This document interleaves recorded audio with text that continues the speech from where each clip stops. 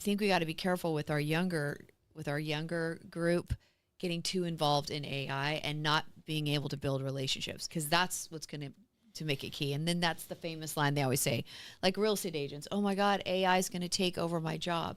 No, the agents using AI are going to take over your job because they're more efficient, yet they still solidify their relationships. It's definitely going to be an evolution. It is. It really is. You're either going to get on the bus or you're not. I don't think people would be out of a job, though. I agree, too. I think just the expectation of how much you can accomplish in a particular role is going to change, right? Like, agreed. So take the job, whatever the expectations in terms of performance has to be in, a relative sense, turned up a notch, because if I expect you to produce whatever 5 reports in a day, and now you can produce 500 with ChatGPT, like, you have to know how to use it to produce 500 reports. And if you can produce 500 reports, great. And so that's definitely not taking the job. It's just the expectation of how much are you accomplishing. And I think that from a human perspective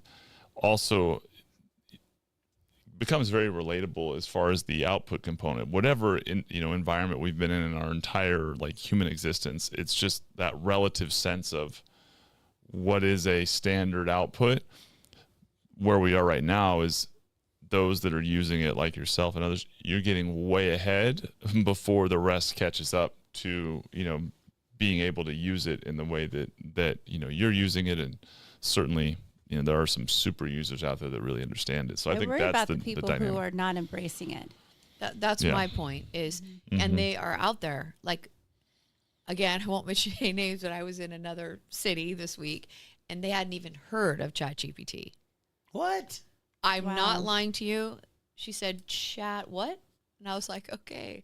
So that, I mean, they're out there, and you worry about those people for sure, because of the efficiencies. A quick example, like, to dummy it down for those who want to really embrace social media in 2026, I did an exercise where you can tell it what you want. Look, I'm a real estate agent, or I'm a lender, and I'm embracing Facebook and Instagram.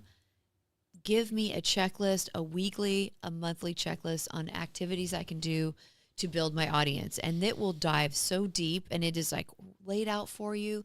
And you can even add the word simple and give me ideas for content. And it's just all right there.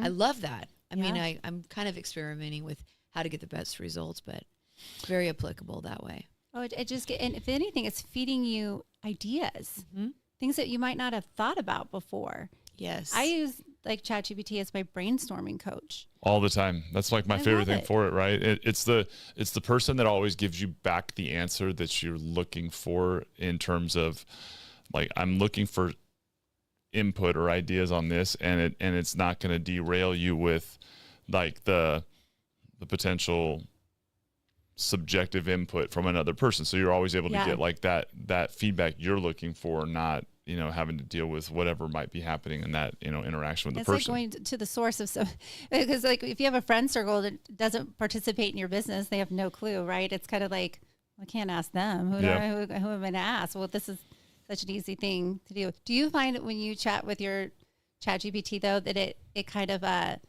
fills in the gaps a little too much, or it's too nice?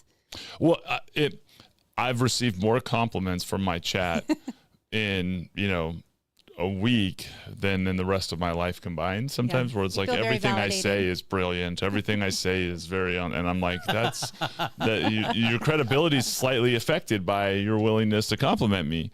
I do think it's a really good reminder when it comes to sales and relationship development, what validation in conversation does for people, right? When you're talking to people, how much it affects you to receive someone that says, "Oh, that is a great idea," before they kick the response. Yeah. And ChatGPT is really, really good at validating your idea, and starting with a compliment. It's clearly trained to do that. But I laugh. It always defaults to it, I swear. There's actually what you just said too about having to diffuse complicated situations, like an email or something like that, or how would you talk to another person. You actually build a GPT for that. I do for the book Crucial Conversations. I really love that book about when conversations are at high stake conversations.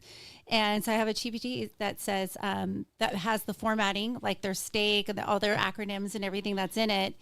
And if there's a tense email, I'll just throw that in there and be like, what's the best way to like diffuse this? This is the outcome that I want. I've actually helped a lot of realtors on this that are more kind of like just very serious. They'll tell you this too. And this one particular realtor, she was just like, I come off really strong and just really aggressive and people don't like it. I'm like, put it in your chat GPT before you talk. Wow, I have a couple of employees that could use this. Yes.